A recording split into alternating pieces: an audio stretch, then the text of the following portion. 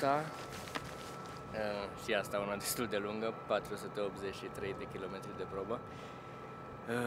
Acum mai avem 170 de kilometri până în Riad, pe legătură.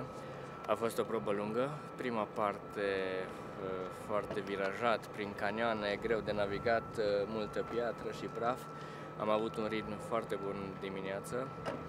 La kilometru 60 am prins pe primii doi, adică pe concurenții care au pornit în fața mea cu un minut, respectiv cu 2 minute.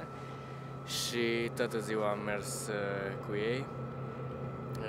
Și Melot a fost acolo, l-am prins, el a luat startul cu 2 minute în fața mea, așa am și ajuns în finish. În ultimele 30 de kilometri am avut tune de nisip, unde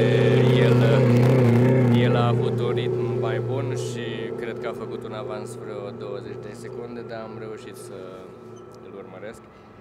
A fost foarte mult praf azi, a fost când am mers și eu puțin în spate, că am greșit un viraj sau așa, dar în principiu am avut o probă bună azi, fără mari greșeli, nu am căzut, așa că a fost totul ok.